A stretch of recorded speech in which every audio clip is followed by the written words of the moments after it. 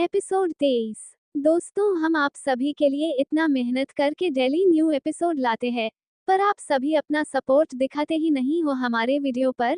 Please आप सभी हमारे चैनल को सब्सक्राइब कर हमें सपोर्ट कीजिए और साथ में हर वीडियो पर एक लाइक और एक प्यारा सा कमेंट कर दिया कीजिए।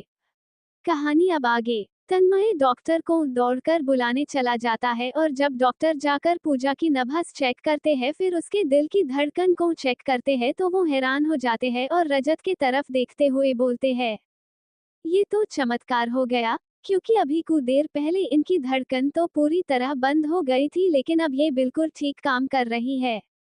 फिर रजत खुश होते हुए तन्मय को गले से लगा लेता है और इधर घर में भी ये बात जाना कर सभी बहुत खुश हो जाते हैं कि पूजा अब खतरे से बाहर है। लेकिन इन सब के बीच में कृष्ण, जो बिल्कुल भी खुश नहीं थी पूजा के ठीक होने से, आखिर उसी के वजह से उसे सुहानी को सीढ़ियों से गिराने का प्लान फेल हुआ था, इसीलिए वो अपने कमरे में जाकर सारा गुस्सा निकलाती है। यमुना और सुहानी रूही को लेकर हॉस्पिटल पहुंच जाते हैं और दौड़ते हुए वो तन्मय के पास जाकर बोलते हैं, तन्मय, क्या अब हम दिदू से मिल सकते हैं? अचानक से सबको एक साथ वहां पर देखकर तन्मय थोड़ा चौंक जाता है और बोलता है, सुहानी, तुम सबको लेकर हॉस्पिटल क्यों आ गई? अभी डॉक्टर किसी एक को ही दी से मिलने देते हैं, और फिर मैंने तो कॉल कर बता दिया था ना कि अब दी बिल्कुल ठीक है, और तो और हम दी को कल घर भी ले जा सकते हैं। हाँ तन्मय, मैं जानती हूँ आप जो कह रहे हैं, लेकिन हमसे रहा नहीं गया और रूही भी जिद कर रही थी दिदू से मिलने की, अब इसे हम नहीं संभाल सकते थे, इसीलिए आ गए। कम से कम एक बार बाहर से भी देख लेंगे दिदू को तो मन शांत होगा। सुहानी अभी ये बोल ही रही थी कि तभी दूसरी तरफ से रजत हाथों में कुछ मेडिसिन लेके आते हुए बोला, बाहर से देखने की कोई जरूरत नहीं है, आप सभी पूजा से जाकर एक बार अंदर मिल सकते हैं, मैंने डॉक्टर से बात कर ली है, वो मान गए हैं। तभी रूही खुशी से चहकते हुए बोल पड़ी, सच में पापा, हम मम्मा से मिल सकते हैं। हाँ रूही, आपकी मम्मा अब बिल्कुल ठीक है और आप अब उनसे मिल सकती है। रजत के कहने पर सभी जल्दी से पूजा से मिलने वार्ड रूम में चले गए, लेकिन रजत अभी भी बाहर ही था, क्योंकि वो पूजा से थोड़ा नाराज था उसकी लापरवाही की वजह से। पूजा बेड पर अपनी आंखें बंद किए लेटी हुई थी, तभी रूही दौड़ती हुई उसके पास आते हुए मासूम भरे आवाज में बोली, मम्मा, आपको ज्यादा चोट लग गई क्या? रूही की आवाज सुन पूजा धीरे से अपनी आंखें खोलते हुए उधर देखने लगी, सबको सबको अपने सामने देखकर मुस्कुराते हुए हल्के आवाज में बोली, नहीं रूही बेटा, मुझे ज्यादा चोट नहीं लगी है, और देखिए मैं तो बिल्कुल ठीक हूँ, मैं आपकी सुपर मम्मा हूँ ना। तभी यमुना जी बोल पड़ती है, रूही को तो तुम झूठ बोल दोगी पूजा बेटा, पर हमसे क्या बोलोगी? तुमने तो हम सभी को डरा ही दिया था, ऐसा भी कोई करता है भला क्या? तुम्हें ध्यान से ना सीढ़ी से उतरना चाहिए था। यमुना की बात सुनते ही सुहानी झट से बोल पड़ी, वो आंटी दरअसल। सुहानी आगे अभी कुछ और कहती उससे पहले ही पूजा ने उसका हाथ पकड़ उसे इशारे से चुप रहने के लिए बोल दिया, जिससे सुहानी को कुछ समझ नहीं आया कि पूजा उसे चुप क्यों कर दी, लेकिन उस समय वो उस बात को वहीं छोड़ दी और बोली, प्लीज देदू, आगे से आप मुझसे प्रॉमिस करो कि आप कभी भी ऐसा नहीं करोगी। अगर आपको आज कुछ हो जाता तो मैं डेड को क्या जवाब देती, उनसे नजरें नहीं मिला पाती मैं कि आप मेरी। लेकिन फिर पूजा ने उसे वहीं रोकते हुए बोला, अब सभी अपने अपने चेहरे पर से ये मायूसी हटा एक प्यारी सी स्माइल ले आइए, क्योंकि अब मैं बिल्कुल ठीक हूँ, और रही बात इन चोटों की तो ये भी जल्द ही भर जाएंगे। तन्मय, रजत जी कहाँ है, कब से नजर नहीं आए हैं? पूजा की बात सुनकर तन्मय कहता है, वो दी भाई कुछ मेडिसिन और आपके लिए फल खरीदने गए हुए हैं। आपको इस हालत में देखकर सबसे ज्यादा कोई घबराया था तो वो थे रजत भाई। उन्होंने तो मंदिर जाकर आपके लिए प्रार्थना भी की और आपके लिए B+ ब्लड का इंतजाम भी किया। वो सच में बहुत डर गए थे आपको ऐसी हालतें देखकर। तन्मय की बात सुनकर पूजा मन ही मन बोलती है, मैं जानती हूँ कि मुझे ऐसे देखकर वो बहुत घबरा गए होंगे, और मुझे ये भी पता है कि वो अभी तक कुछ भी नहीं खाए होंगे। जब सभी पूजा से मिल लिए तो तन्मय ने सभी को घर जाने के लिए कहा, लेकिन तभी रजत बोल पड़ा, तन्मय, इन सब के साथ तुम भी अब घर जाओ, वैसे भी आज सुबह से तुम 1 मिनट के लिए भी नहीं बैठे हो, कुछ देर जाकर आराम कर लो फिर आ जाना, अभी के लिए मैं यहाँ पर हूँ। नहीं भाई, मैं बिल्कुल ठीक हूँ और मैं आपको छोड़कर नहीं जाऊंगा। आप भी जब से दी की ये हालत हुई है एक पल के लिए खुद को शांत नहीं किए है। देखो तन्मय, मैं बोल रहा हूँ ना, मैं ठीक हूँ और तुम सबको लेकर घर जाओ। वैसे भी घर पर मिस कृष्ण अकेली ही होंगी, इन सब के कारण उन्हें कोई प्रॉब्लम नहीं होनी चाहिए। कृष्ण का नाम सुनते ही तन्मय घर जाने को हामी भर देता है और सबको ले घर के लिए हॉस्पिटल से निकल जाता है। उसके जाने के बाद रजत फलों वाला पोलोथिन और मेडिसिन लेकर पूजा वाले वार्ड रूम में जाता है और मेडिसिन टेबल पर रख एक प्लेट में कुछ फल ले उसे चाकू से काटने लगता है। लेकिन वो पूजा से कुछ भी नहीं बोलता है। पूजा ये सब नोटिस कर रही होती है और जल्द ही वो बोल पड़ती है, क्या हुआ रजत जी, आप मुझे अभी भी नाराज हो? पूजा के पूछने पर रजत बिना कुछ बोले फल वाली प्लेट लेकर बैठकर बगल में बैठ उसे एक टुकड़ा उठा देते हुए बोला, इसे खा लो, फिर तुम्हें मेडिसिन भी खानी है। रजत की नाराजगी देख पूजा बोली, नहीं मुझे नहीं खानी है ये फल, और मुझे कोई दवाई भी नहीं खानी है। पूजा की बातों को सुन रजत थोड़ा गुस्सा हो गए और बोला, पूजा तुम क्या कोई छोटी बच्ची हो जो इस तरह जिद कर रही हो? चुपचाप खाओ इसे और दवाई खाओ। हर बार तुम सारा काम अपनी मर्जी से नहीं कर सकती हो, समझी? अब मुंह खोलो। ये बोल वो पूजा को जबरदस्ती फल खिलाने लगता है और पूजा भी बिना कुछ बोले खा लेती है। लेकिन वो समझ रही होती है कि उसके ऐसे हालत को देखकर रजत पर बहुत गहरा असर हुआ है। वो बहुत डर गए थे, लेकिन अब उसे मनाना थोड़ा मुश्किल था, इसीलिए वो इस वक्त कुछ नहीं कहती है, शांत हो जाती है। रजत उसे फल खिला मेडिसिन देकर कमरे से निकल जाता है। उसके जाने के बाद पूजा खुद में बोलती है, मैं जानती हूँ रजत जी, आप मुझसे नाराज है कि मैंने अपना ध्यान नहीं रखा और लापरवाही के कारण अपनी जान को जोखिम में डाला। पर मैं आपको कैसे बोलूँ कि सच तो ये है कि अगर मैं उस समय नहीं गिरती तो आज मेरी जगह मेरी बहन मौत के मुंह में खड़ी होती, और मैं ऐसा नहीं होने दे सकती थी। अगर आप सबको ये बात पता चलेगी तो मुझे पता है कि सुहानी इन सब के लिए खुद को ही दोषी मानने लगेगी और वो खुद में गिल्ट भी फील करेगी, जो मैं नहीं चाहती हूँ। इसीलिए मैंने उसे ये बात किसी से नहीं बताने के लिए भी कहा। इधर सुहानी रूही चुकी काफी थक गई थी, इसीलिए वो गाड़ी में आते वक्त ही सो गई थी। घर आने के बाद उसे उसके कमरे में जाकर सुला, कमरे का दरवाजा हल्का से लगा दी और खुद किचन में चली आई सबके लिए चाय बनाने। सुहानी खुद में ही बोल रही थी, आज सुबह से किसी ने भी कुछ नहीं खाया है और ना ही एक बूंद पानी पिया है। चूंकि अब दिदू ठीक है तो अब मैं आंटी और तन्मय के लिए चाय बना देती हूँ। वो लोग चाय पेंगे तो थोड़ा फ्रास महसूस करेंगे। खुद में ये बोल उसने चाय बन ली और सबसे पहले यमुना, जो अपने कमरे में आराम ही कर रही थी, जाते हुए बोली, आंटी मैं अंदर आ जाओ। अरे सुहानी बेटा, इसमें भला पूछने की क्या बात है, आ जाओ। मेरे कमरे में आने से पहले तुम्हें पूछने की जरूरत नहीं है। अच्छा आंटी, आगे से बिना पूछे ही आ जाऊंगी, ओके। अभी के लिए ये लीजिए आपकी गर्मा गर्म चाय, इसे पी लीजिए, इससे आपके मन को ताजगी महसूस होगी। सुबह से आपने पानी तक नहीं पी है। सुहानी के कहने पर यमुना उसके ओर देखते हुए यमुना जी कहती है, आज जब मैंने पूजा को उस हालत में देखा था तो एक पल के लिए मानो मुझे ऐसा लगा जैसे कि हमने उसे खो ही दिया हो, पर भगवान जी ने हमारी पूजा हमें लौटा दिए। ये सब जीजू के प्यार की वजह से संभव हो पाया है आंटी। दिदू बहुत खुशनसीब है जो उन्हें जीजू जैसे लाइफ पार्टनर मिले हैं, जो कि उनके लिए हर किसी से लड़ जाने को तैयार रहते हैं, फिर चाहे वो मौत ही क्यों ना हो। आज जीजू का प्यार ही दी को वापस मौत के मुंह से निकालकर हमारे बीच लाया है। हाँ बेटा, तुम बिल्कुल सही बोल रही हो। बस इन दोनों का प्यार हमेशा इसी तरह बना रहे और साथ भी मैं भगवान से यही प्रार्थना करती हूँ। ये बोल यमुना चाय का कप सुहानी के हाथों से ले पीने लगी और सुहानी उनके कमरे से निकल तन्मय को चाय देने जाने लगी। जब वो तन्मय के कमरे में पहुंची तो तन्मय अपने कमरे में था ही नहीं, इसीलिए सुहानी उसे आवाज देने लगी, तन्मय, तन्मय जी कहाँ हो आप? कमरे में नहीं है क्या? सुहानी के आवाज देने पर कोई जवाब नहीं मिलता है। उसे ये देखकर सुहानी खुद में बरबराते हुए कहती है, अरे बड़ी अजीब बात है, अभी तो तन्मय जी कमरे के तरफ ही आए थे तो फिर वो अपने कमरे में नहीं है तो गए कहाँ? ये बोल सुहानी उल्टे पांव जाने लगी, तभी तन्मय बालकनी के तरफ से आते हुए बोलता है, अरे सुहानी तुम यहाँ, क्या कोई काम था क्या? तन्मय का आवाज सुन सुहानी झट से उसके तरफ मुड़ते हुए बोली, आप यहीं थे, पर मैंने जब आपको आवाज दी तो आपने कोई रिप्लाई क्यों नहीं दिया? वो सॉरी, शायद इस हेडफोन की वजह से मैंने तुम्हारी आवाज नहीं सुनी। मैं बालकनी में था, थोड़ा मन नहीं लग रहा था तो बस इसीलिए। अच्छा तुम बताओ, कोई काम था क्या? हाँ, वो आपके लिए चाय लेकर आई थी। आपने सुबह से वैसे भी दीदी के लिए इधर से उधर चक्कर लगाते रहे, इस बीच कोई कुछ खाया पिया भी नहीं था, तो इसीलिए मैंने अभी सबके लिए चाय बना ली। चाय? हाँ, दे दो। वैसे भी इस वक्त मुझे चाय की बहुत जरूरी है, मेरा सर हल्का हल्का दर्द हो रहा है।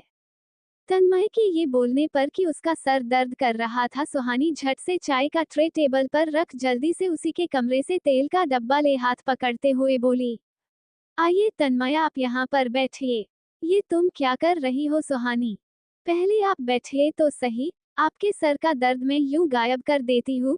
मैं आपके सर का मसाज कर देती हूँ, इससे आपके मन को काफी राहत मिलेगी। पर तुम भी तो सुबह से काफी थकी हुई हो ना, और ना ही कुछ खाया पिया है, इसीलिए ये सब रहने दो, मैं ठीक हूँ। तन्मय के कहने पर सुहानी उसकी बातों को इग्नोर कर बोली, मैं कुछ नहीं सुनने वाली हूँ, मैं बिल्कुल ठीक हूँ, आप आइए चुपचाप बैठिए।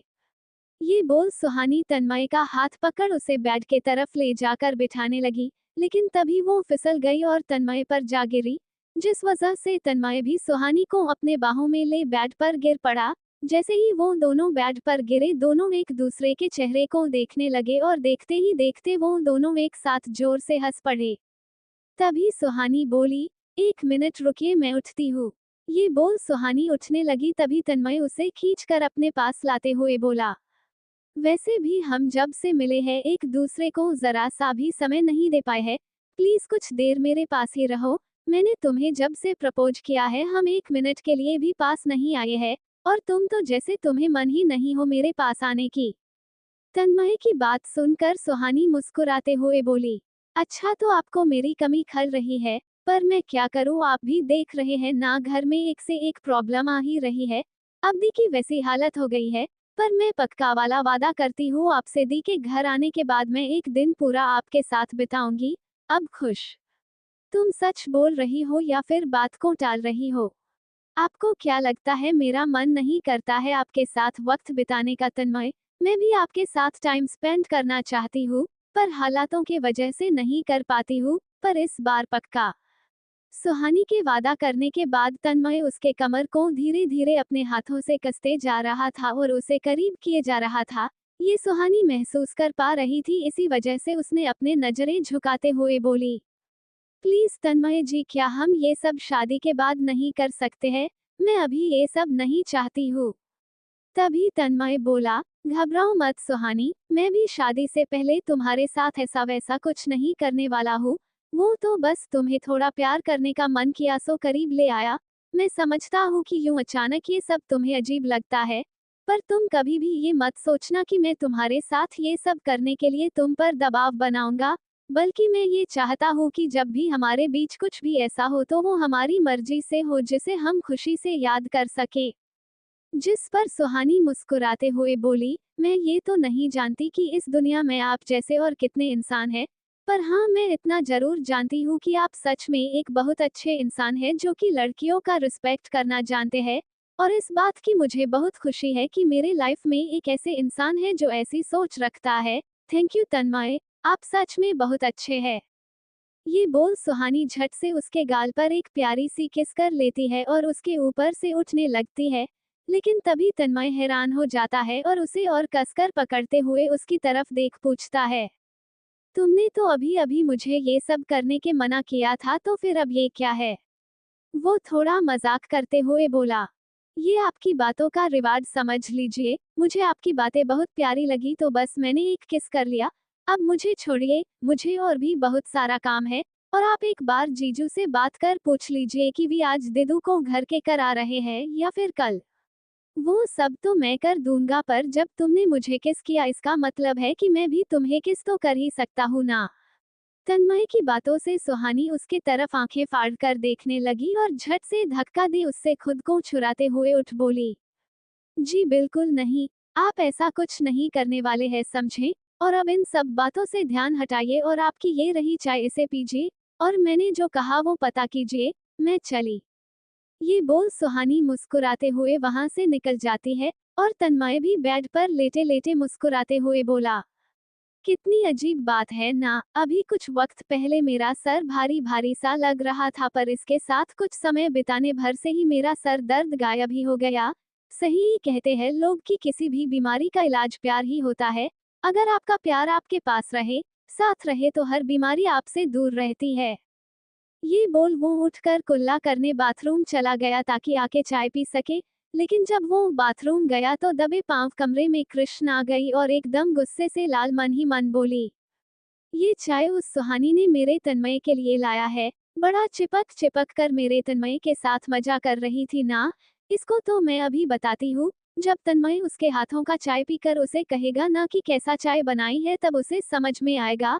अब से मैं उसका कोई भी काम सही नहीं होने दूंगी। इस चाय में मैं इतना नमक डाल दी हूँ कि तन्मय तुम्हारे हाथी का चाय पिएगा ही नहीं।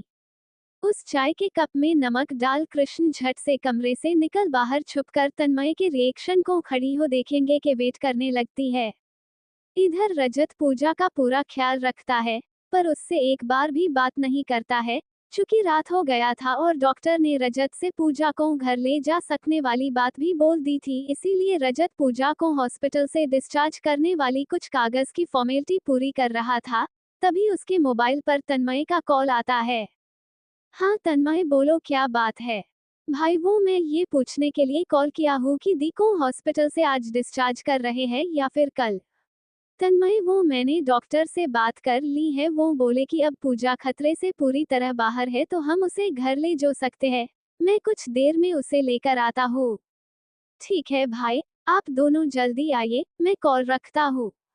ये बोल तन्मय कॉल रख देता है और टेबल पर रखी चाय उठा जैसे ही एक सिप पीता है, उसके चेहरे की रिएक्शन ही पूरी की पूरी बदल जाती है। पर वो कुछ देर चाय को देखता है और फिर उसे बिना कुछ बोले प्यार से पी लेता है और कमरे से जैसे ही निकलने लगता है, कृष्ण झट से बाहर से हट थोड़ा दूर जाकर छिप जाती है। तन्मय के कमरे से जाने के बाद कृष्ण को थोड़ा अजीब लगता है और इसीलिए वो खुद में कहती है, ये क्या। तन्मय ने चाय तो पूरी की पूरी ली, और वो तो ऐसे चाय पी रहा था जैसे कि उसमें नमक हो ही ना। कहीं सच में तो उसमें नमक नहीं है। पर ये कैसे हो सकता है, मैंने खुद मिलाई थी। एक बार जाकर देखती हूँ। ये बोल कृष्ण दौड़ते हुए तन्मय के कमरे में आ गई और जल्दी से कप को उठा, उसमें लास्ट में थोड़ी बची चाय को पी ली और जैसे ही उसके मुंह के अंदर वो चाय गई, उसने झट से उसे थूककर जमीन और फेंक दिया और बोली, ये क्या। ये चाय तो बिल्कुल नमकीन है। तो फिर तन्मय बिना कुछ बोले उसे इतना आराम से कैसे पूरा सकता है। तन्मय भी ना बिल्कुल सीधा है, सुहानी को बुरा ना लगे ये सोचकर पी गया होगा। पर मैं उसके दिल में सुहानी के लिए नफरत पैदा करके रहूंगी, तभी वो मेरा हो सकता है। और एक बार मिस कृष्ण को जो भा जाए तो फिर वो उसको हासिल करके ही रहती है, फिर चाहे वो कोई सामान हो या कोई इंसान। ये बोल वो खुद में मुस्कुराने लगती है। तन्मय जब कृष्ण के हाथ पर चाय गिरा हुआ देखा तो वो कृष्ण का हाथ पकड़ उसे अपने कमरे में लेकर जाने लगा दवाई लगाने। लेकिन कृष्ण मन ही मन खुश होते हुए कहती है, जिस तरह आज तुम मेरा हाथ पकड़े हो, मैं वो दिन बहुत जल्द ला दूंगी जब तुम सिर्फ और सिर्फ मेरा हाथ पकड़ोगे, वो भी हमेशा के लिए। मैं तुम्हें सुहानी से बहुत दूर कर दूंगी तन्मय, क्योंकि तुम मेरे हो और मुझे जो पसंद आ जाए उसे मैं पाकर रहती हूँ। कृष्ण को तन्मय कब का कमरे में ले आया था और उससे हाथ आगे करने को बोला मरहम लगाने। लेकिन वो तो अपने दिमाग में खिचड़ी पकाने में बिजी थी, इसीलिए उसका ध्यान तन्मय के आवाज पर था ही नहीं। मिस कृष्ण कहाँ खोई है आप, और आप क्या सोच रही है, कोई दिक्कत है क्या। कृष्ण अचानक तन्मय की ऊंची आवाज सुन संस में आते हुए बोल पड़ी, नहीं नहीं, कुछ भी तो नहीं। वो मैं बस पूजा के बारे में ही सोच रही थी कि वो ठीक हो गई, बहुत अच्छा हुआ। हाँ ये बात तो आपने बिल्कुल सही बोली। दी ठीक होकर वापस घर आ रही है, इस बात से हमसे सभी बहुत खुश है। आप अपना हाथ आगे बढ़ाइए, मैं ये दवाई लगा देता हूँ, इससे अपनी चोट जल्द भर जाएगी। हम फिर कुछ देर चुप रहने के बाद कृष्ण तन्मय से बोली, अच्छा मिस्टर तन्मय, मैं तुमसे एक बात पूछ सकती हूँ। हाँ जरूर, पूछिए। मैंने नोटिस किया है कि सुहानी तुम्हारे कुछ ज्यादा ही क्लोज है। क्या तुम दोनों, मेरा मतलब है कि। तभी तन्मय मुस्कुराते हुए बोल पड़ा, हाँ आप सही समझ रही है। मैं और सुहानी एक दूसरे से प्यार करते हैं और हम रिलेशन में भी है। कृष्ण मन ही मन तो तन्मय के जवाब से जल भून गई, पर फिर खुद पर कंट्रोल करते हुए नकली मुस्कान चेहरे पर लाते हुए बोली, वाओ ग्रेट, मुझे लगा ही था। वैसे क्या सुहानी तुम पर भरोसा करती है? हाँ बिल्कुल करती है, पर आप ये बात क्यों पूछ रही है? मैं समझ नहीं पाया। वो मैं इसीलिए पूछी, क्योंकि किसी भी रिलेशन में सबसे ज्यादा इम्पोर्टेंट होता है एक दूसरे पर किया गया भरोसा। अगर वो रिश्ते में हो तो वो रिश्ता काफी लंबा चलता है, पर अगर वो ही एक रिश्ते में ना हो तो रिश्ता अंदर ही अंदर खोखला होता चला जाता है। इसीलिए मेरे मन में ये बात आई तो मैंने पूछ लिया। आपने ये बात तो सही कही, लेकिन हमारे रिश्ते में बहुत भरोसा है। सुहानी को मुझ पर और मुझे उस पर खुद से भी ज्यादा भरोसा है। ठीक है, अब आप यहीं पर आराम कीजिए, मैं जाकर बाहर देखता हूँ दी आ गई होंगी। ये बोल तन्मय कमरे से चला गया। उसके जाने के बाद कृष्ण अपने चेहरे पर एक डरावनी भाव ले आती है और खुद में धीरे से कहती है, बहुत विश्वास है ना तुम दोनों को एक दूसरे पर। अब अगर मैंने तुम दोनों के बीच गलतफहमी की दीवार खड़ी ना कर दी तो मेरा नाम भी कृष्ण ठाकुर नहीं। बहुत घुटली मैं, अब मैं कुछ नहीं बर्दाश्त करने वाली हूँ। सबसे पहले तो मैं उस सुहानी के मन में तुम्हें लेकर गलतफहमी की बीज बोऊंगी। आज तुमने मुझे अपने कमरे में आराम करने के लिए बोला है ना, मैं इसी को अपने मकसद के खिलाफ यूज करूंगी। इधर हॉस्पिटल से घर आते समय पूजा रजत को बीच रास्ते में गाड़ी रोकने के लिए कहती है। रजत को लगता है शायद उसे कुछ काम, इसीलिए।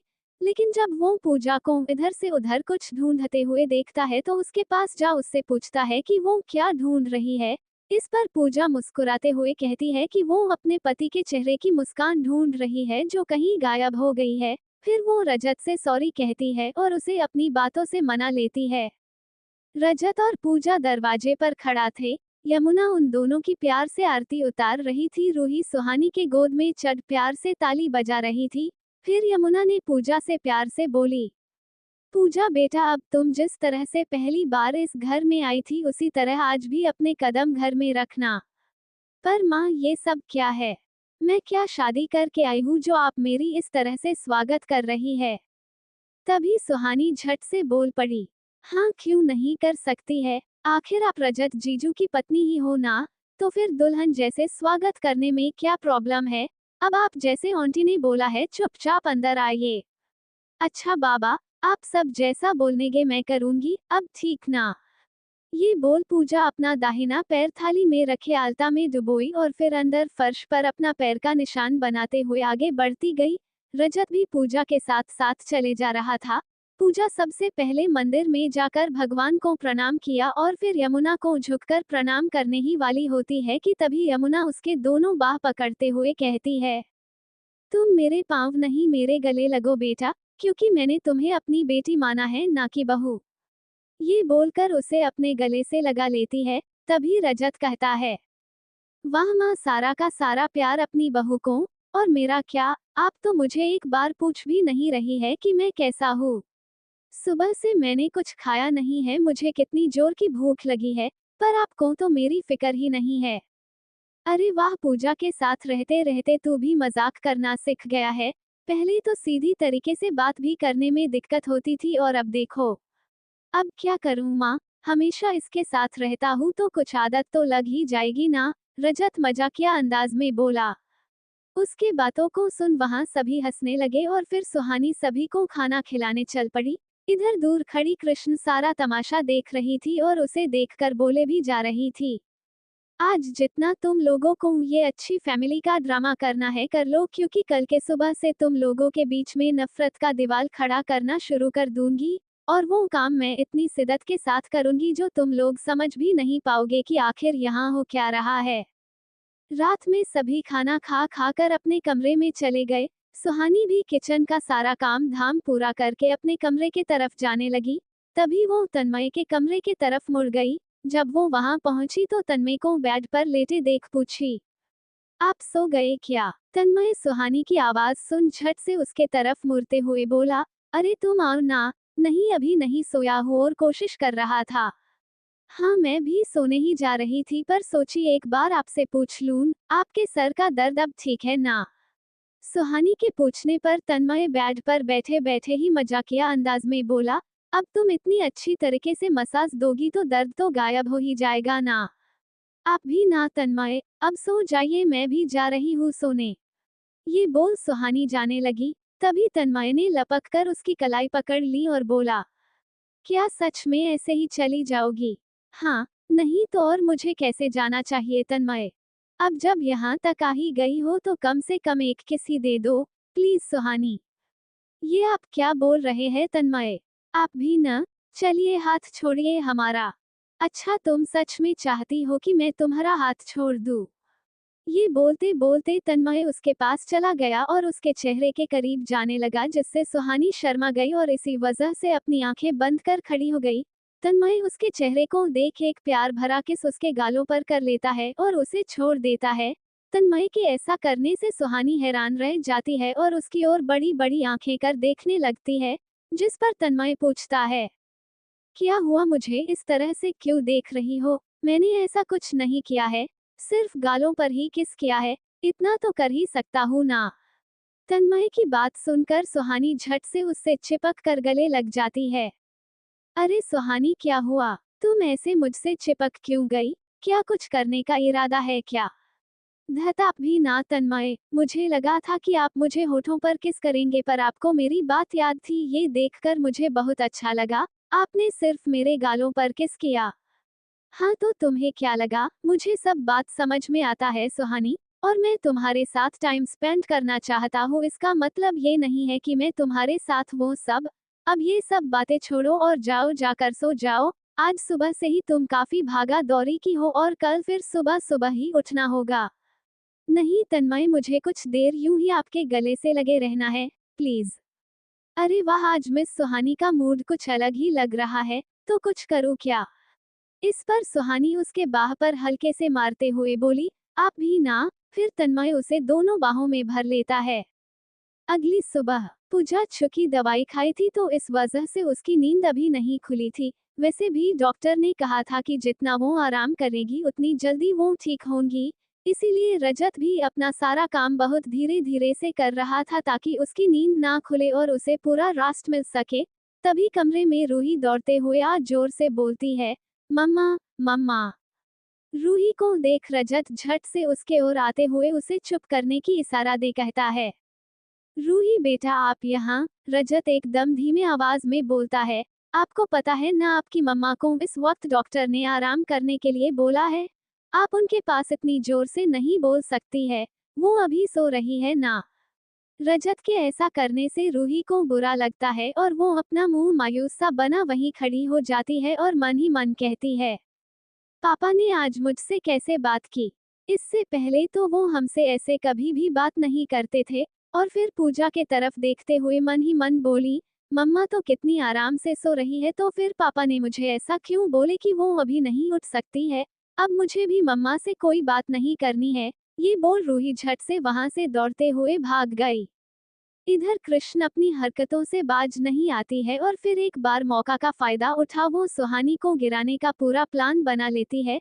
लेकिन सुहानी को इस बार तन्मय बचा लेता है, जिससे उसके ईगो को बहुत हर्ट होता है। घर आने के बाद रजत पूजा को कमरे में सुला देता है। लेकिन जब रूही पूजा को जाकर उठाने लगी क्योंकि उसे अपनी मम्मा से बात करनी थी, तो रजत उसे पूजस को जगाने से मना कर देता है। और उसके ना मानने पर रजत अपनी आवाज थोड़ा ऊंचा कर लेता है, जिस वजह से रूही डर गई और गुस्सा होकर चली गई। रजत रूही पर उतना ध्यान नहीं देता है, इसीलिए उसे समझ में नहीं आता है कि रूही वहां से गुस्सा होकर गई है और वो अपना काम करने लगता है। इधर रूही अपने कमरे में जा खिलौने वाले टेंट में बैठ जाती है। उसे अपने कमरे में ऐसे जाते हुए कृष्ण देख लेती है और बाहर खड़ी खड़ी खुद में कहती है, अरे ये ऐसे क्यों भागकर अपने कमरे में गई है, छोटी पर इसके भी नखरे काफी है। पर एक बार जाकर देखती हूँ, शायद मुझे फायदा हो जाए। ये बोल कृष्ण उसके कमरे में चली गई और कमरे में जो पहुंची पर उसे वहां रूही कहीं दिखाई नहीं दी, तो वो खुद में धीरे से बरबारते हुए बोली, अरे ये पिद्दी कहाँ चली गई, अभी तो कमरे में ही आई थी। फिर अपने मुंह से झूठी शहद टपकाते हुए रूही को आवाज देते हुए बोली, रूही बेटा आप कहाँ हो, आपसे हमें कुछ बात करनी है।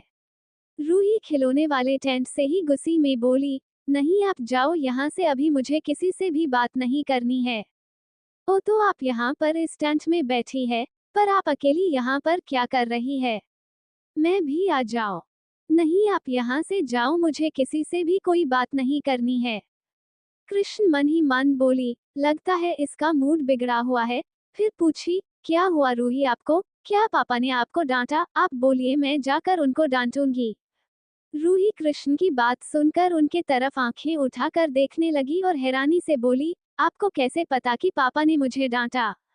मुझे पता चल गया ना, और मुझे तो ये भी पता है कि आपके पापा ने आपको उस पूजा की वजह से डांटा है।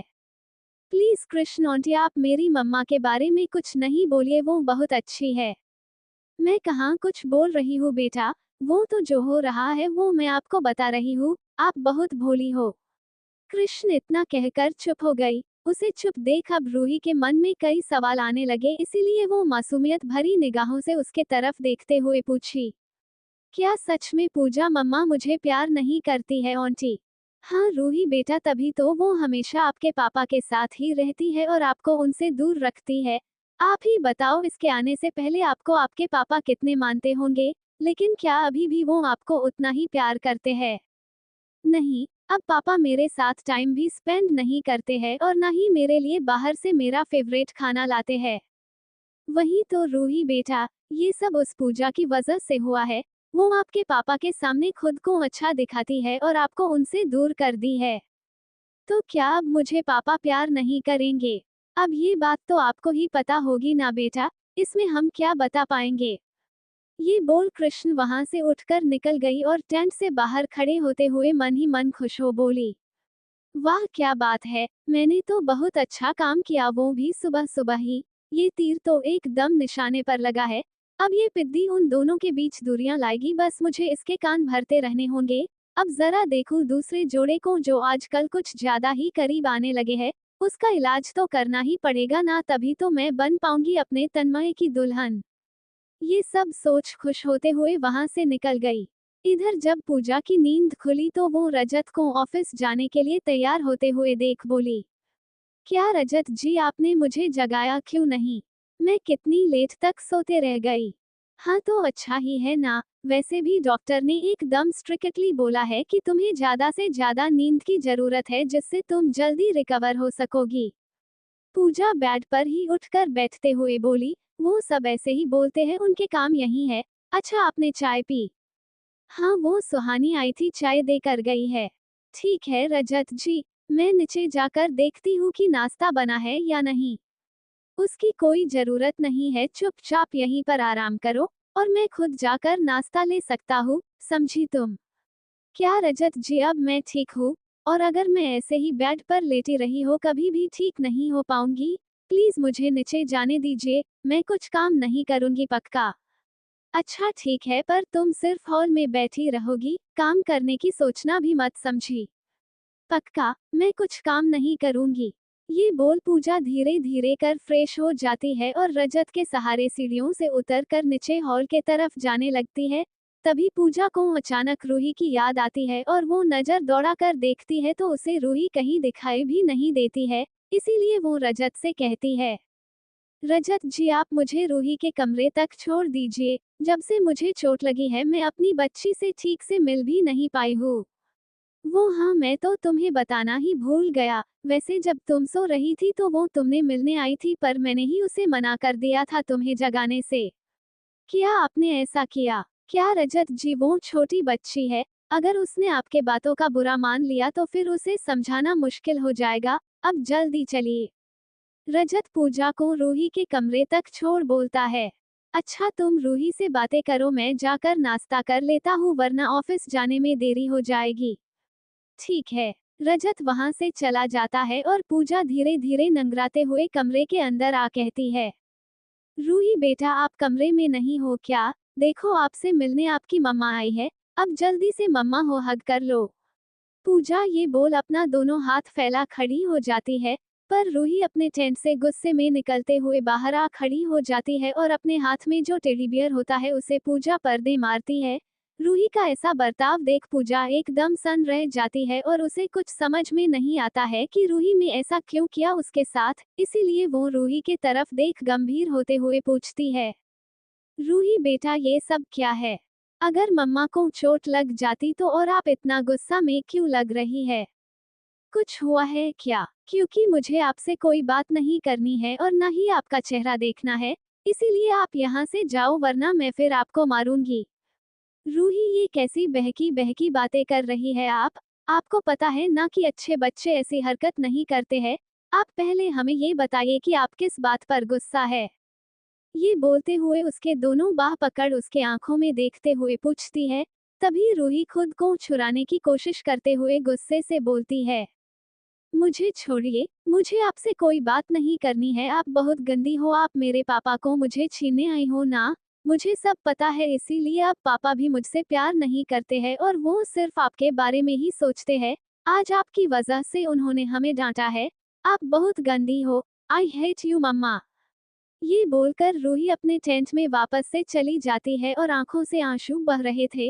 रूही की ये सारी बातें सुन के तो मानो पूजा के पैरों तले जमीन ही निकल गई हो। उसे तो यकीन ही नहीं हो पा रहा था कि रूही उससे ऐसा कुछ कह सकती है, जिसे वो अपने जाना से भी ज्यादा प्यार करती थी। कर रूही भी तो उससे बहुत ज्यादा प्यार करती थी, तो फिर ऐसा क्यों हुआ जो रूही के मन में ये सारी बात घर कर गई? पूजा से रहा नहीं गया, इसीलिए वो अपने आंखों से आंसू पोंछ डोलती हुई उसके टेंट के पास जा बैठी और हरबारते हुए बोलने लगी, रूही बेटा, ये सब आप मम्मा के साथ मजाक कर रहे हो ना? आप मम्मा से प्यार करते हो ना? और ये सब बातें किसने सिखाई?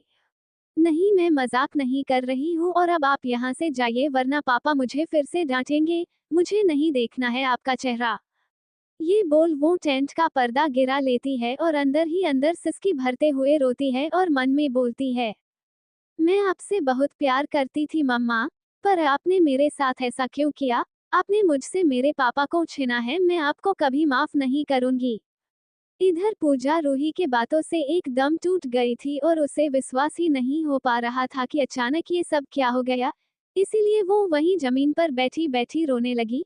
लेकिन जैसे ही कमरे के तरफ किसी के आने ही आहट उसे सुनाई दी, वो झट से खुद को संभालते हुए किसी तरह जमीन पर से उठकर खड़ी हो गई और आंखों से आंसू पोंछते हुए एकदम नॉर्मल बिहेव करने की कोशिश करने लगी।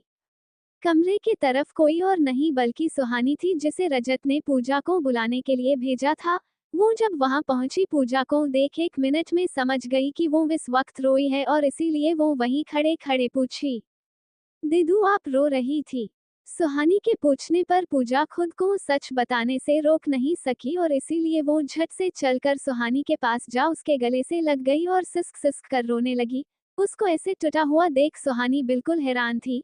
जो लड़की हर मुश्किल का सामना इतनी हिम्मत से करती है, आज वो इस तरह रोज रही है, वो भी रूही के कमरे में। आखिर क्या बात है? दीदू पहले आप इस तरह रोने बंद कीजिए, मैं जीजू को बुलाकर लाती हूँ। पता नहीं आपको क्या हो गया है, मुझे बहुत डर लग रहा है। ये बोल सुहानी भागकर रजत को बुलाने जाने लगी। तभी पूजा ने उसका हाथ पीछे से पकड़ते हुए सर हिला उसे नहीं जाने को बोली। तो दोस्तों, आज के इस एपिसोड में बस यहीं तक। आगे की कहानी